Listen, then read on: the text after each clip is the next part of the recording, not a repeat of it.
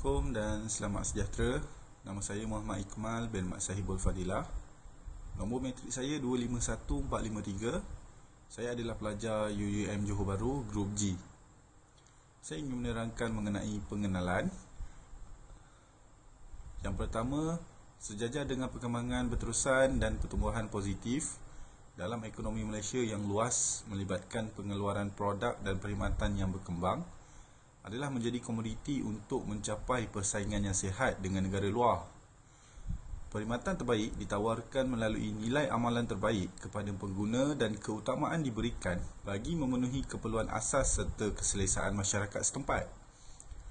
Dalam berhadapan dengan persekitaran yang mencabar masa kini, adalah penting untuk membina sistem operasi perkhidmatan dengan mempunyai kecekapan tinggi dan fleksibel bagi mencapai tahap kepuasan pelanggan yang optimum. Seterusnya, ianya adalah bagi tujuan mencapai objektif organisasi.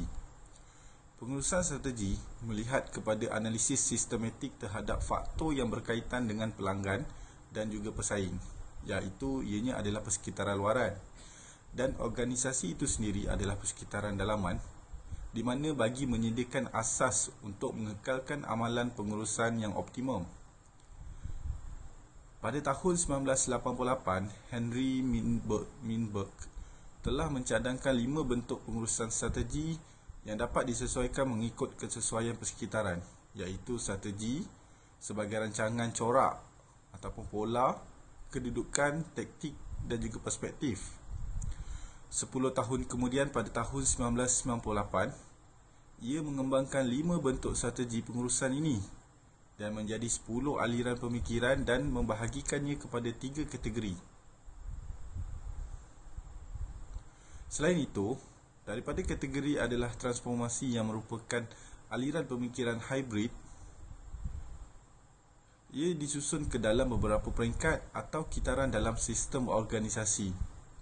Ini adalah sedikit pengenalan yang boleh kita kenali. Assalamualaikum dan selamat sejahtera. Saya Muhammad Fazli bin Mat Tahir, nombor matrik 251533. Saya akan sambung berkenaan latar belakang organisasi. Okey. Latar belakang organisasi yang pertama, Polis Diraja Malaysia merupakan sebuah organisasi penguatkuasa undang-undang yang terulung di Malaysia, yang seperti kita tahu, seperti di negara-negara lain pun mempunyai polis yang masing-masing. Dan kedua, pada 25 Mac 2013, PDRM secara rasminya telah mencapai usia 206 tahun jika yang telah diberikan oleh kepolisan kepada tanah air, sehingga kini banyak memberikan pengorbanan yang tidak dapat dibeli dengan menggunakan wang ringgit. Okay, segala pengorbanan mereka kita tidak terbalas dengan wang ringgit kita sendiri. Okay. Kemudian, jatuh bangun kepolisian di negara ini telah menjadikan negara Malaysia satu negara yang aman dan makmur.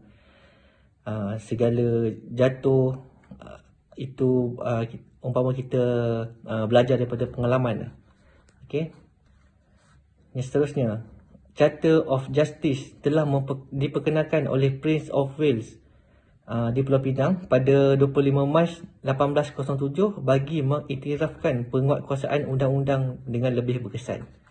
Okay, sehingga ke hari ini, pasukan keanggotaan polis semakin stabil dan teguh berdiri demi menjaga keselamatan negara. Okay, tiada polis, keamanan negara mungkin tak tercapai seperti sekarang. Tugas kerja yang dipikul oleh PDRM amatlah berat. Akan tetapi, demi memastikan keamanan dan keharmonian masyarakat sejagat, penat lelah tidak dihiraukan. Kepentingan masyarakat diutamakan melebihi kepentingan diri. Okay? Mereka melebihkan keamanan negara daripada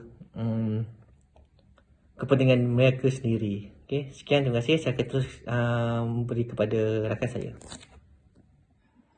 Saya menyambung semula perbincangan yang telah dibentangkan oleh rakan saya. Saya Zulfikar Firdaus bin Safi'i akan menyambung tajuk berkenaan analisis isu di Ibu Pejabat Polis Cawangan Johor Bahru. Baik, kajian ini memfokuskan kepada isu komunikasi kepengurusan yang terjadi di Ibu Pejabat polis, terutamanya di Ibu Pejabat Polis Cawangan Johor Bahru, dan lokasi ini dipilih bersesuaian dengan salah seorang daripada ahli kumpulan kami bertugas di tempat berkenaan. Sebuah organisasi yang mempunyai jumlah anggota yang ramai dalam memenuhi tugas-tugas yang telah diamanahkan, tentunya berlaku permasalahan berkaitan dengan komunikasi ataupun daripada segi penyampaian di sesebuah organisasi tersebut. Dan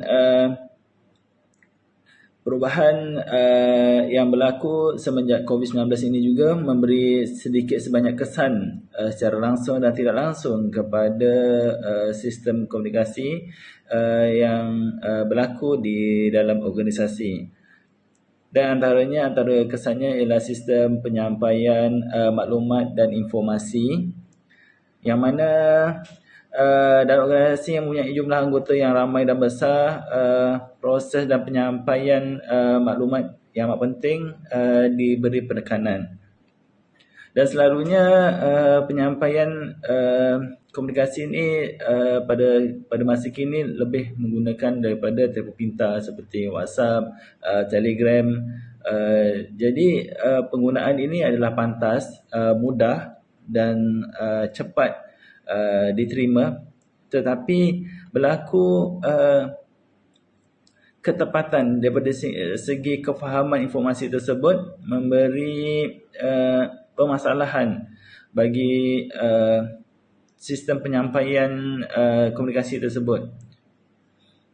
Baik, untuk kesan ruang dalam menyuarakan idea dan pendapat,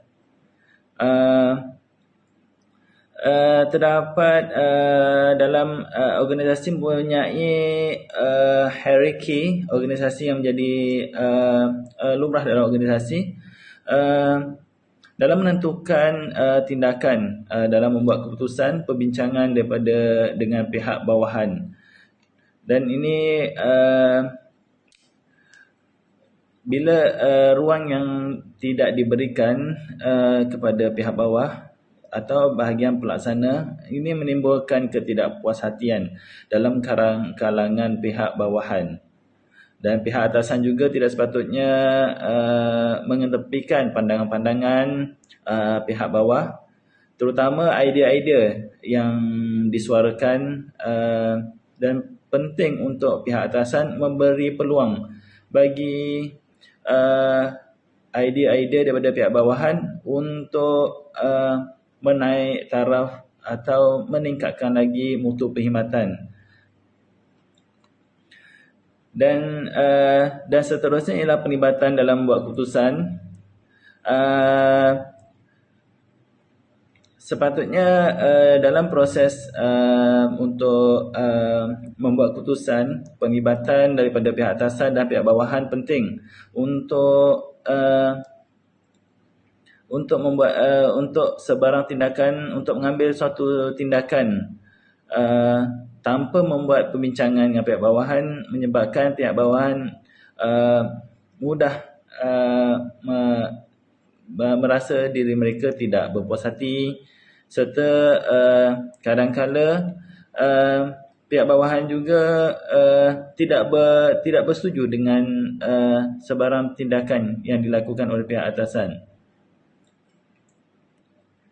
Dan situasi yang dihadapi pada masa kini di mana perubahan budaya kerja dalam organisasi, di mana bahagian pengurusan melaksanakan bekerja dari rumah, dan manakala anggota melaksanakan tugas keselamatan, termasuklah menjaga keselamatan jalan raya, membuat sekatan jalan raya dan tempoh 24 jam. Jadi daripada segi pengurusan juga tidak melihat kebajikan anggota sangat penting, kerana mereka bekerja dalam tempoh dalam mood 24 jam secara bergilir-gilir. Daripada segi keselamatan mereka juga di atas jalan raya, kerana setiap hari mereka berhadapan dengan risiko-risiko di atas jalan raya. Daripada segi penyampaian arahan semasa yang tidak tepat, sebagaimana dalam kaki tangan organisasi awam yang lain juga yang menjalankan tugas dan tanggungjawab, mereka melakukan tanggungjawab berdasarkan arahan yang telah ditetapkan dalam organisasi. Walau bagaimanapun, terdapat juga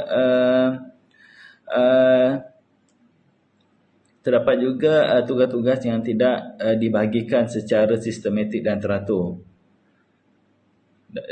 Dalam itu juga terdapat faktor-faktor yang menyebabkan berlakunya permasalahan tersebut, kerana kita menghadapi masalah untuk kita membuat perjumpaan secara fizikal di tempat kerja.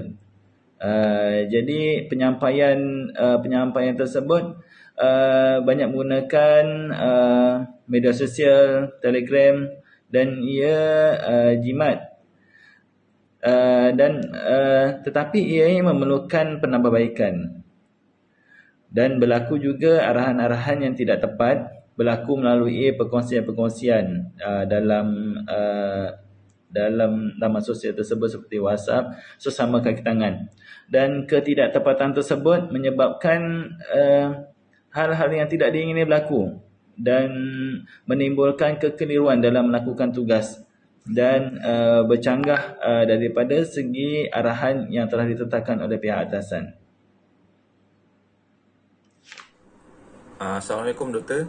Saya Muhammad Fairuz bin Ismail, nombor matrik 251863, PACE UUM Johor Bahru, Grup G. Saya akan menyambung penyampaian penerangan daripada kawan saya, dan saya akan membentangkan bahagian cadangan penyelesaian isu. Di sini kita dibagikan kepada 4 cara penyelesaiannya, iaitu yang pertama merangka strategik. Dalam merangka strategik, menurut Edris 2004, visi, misi, tujuan strategik, objektif spesifik, kekuatan, kelemahan, ancaman, iaitu cabaran, dan analisis peluang adalah sebahagian daripada proses perumusan. Peranan pengurus atau pemimpin sangat penting pada tahap ini untuk memastikan bahawa proses perumusan yang korehan. Menurut Edris 2004, perancangan strategik perlu menjawab persoalan seperti berikut. Yang pertama, apa yang ingin dicapai oleh organisasi? Yang kedua, bagaimanakah hasrat atau harapan ini dapat dicapai? Yang ketiga, bilakah keinginan akan tercapai? Yang keempat, untuk siapakah semua ini dilaksanakan? So, Doktor, dalam merangka strategik ini, kita perlu ada tujuan. Apa yang perlu satu-satu strategik itu perlu dirangka. Jadi yang pelaksanaan penyelesaian isu yang kedua, iaitu pelaksanaan yang strategik. Pelaksanaan strategik sangat penting kerana dapat memenuhi keperluan pengguna dan juga mencegah kegagalan organisasi untuk mencapai objektifnya. Pelaksanaan strategik di sisi lain memerlukan perumusan objektif jangka pendek, perumusan kebijaksanaan, motivasi bawahan dan peruntukan sumber daya oleh organisasi. Maka tahap tindakan biasanya diikuti oleh rencana tindakan yang memperincikan tindakan dan dipantau untuk memastikan bahawa tujuan tertentu tercapai. Jadi hasilnya pelan tindakan dan pelan operasi menunjukkan bagaimana pelaksanaan strategik dilakukan di sebuah organisasi. Untuk yang penyelesaian isu yang ketiga, iaitu penilaian strategik. Pihak atasan juga haruslah berperanan dalam perkongsian maklumat dalam kalangan pekerja-pekerja bawahannya. peranan pihak atasan dalam memberi dan menerima maklumat amat diperlukan bagi mengenal pasti dan menyelesaikan masalah yang berlaku dalam kalangan pekerjanya. Jadi doktor di pihak atasan perlu saling berkomunikasi dengan pihak bawahan dan mewujudkan maklumat sama ada maklumat berkenaan perkara-perkara di dalam maupun di luar organisasi. Jadi perbincangan ni dibuat secara terbuka di dalam organisasi melibatkan pihak atasan dan pihak bawahan. Jadi yang keempat tu doktor, iaitu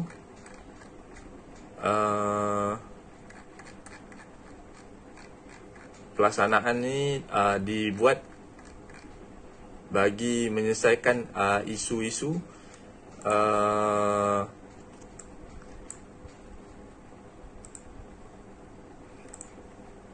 penyelesaian arahan semasa. Jadi itu sajalah tugas pembentangan saya, doktor. Sekian. Assalamualaikum. Assalamualaikum. Saya Muhammad Syafiq Sawawi, nombor metrik 252003. Kesimpulan bagi topik ini, perancangan strategi dalam organisasi merupakan satu proses yang diambil dalam setiap organisasi dan juga satu sistem yang tersusun dipakai guna untuk membawa perubahan yang strategik. Selain itu, perancangan strategik amat berkesan untuk dilaksanakan oleh pihak pengurusan dalam menentukan arah tuju organisasi berdasarkan objektif dan matlamat yang telah ditetapkan. Sebuah organisasi yang cemerlang dapat dilihat melalui sistem pengurusan yang sistematik dan tersusun rapi. Selain daripada perancangan yang dilakukan secara strategik di dalam organisasi, cara penyelesaian permasalahan dan juga proses pembuatan keputusan perlu dilakukan secara tulus, adil dan saksama. Hal ini penting untuk memantapkan lagi organisasi dan melahirkan kreativiti yang tinggi, termasuklah produktiviti dan cara kerja yang dilaksanakan oleh kaki tangan tersebut. Sekian, terima kasih.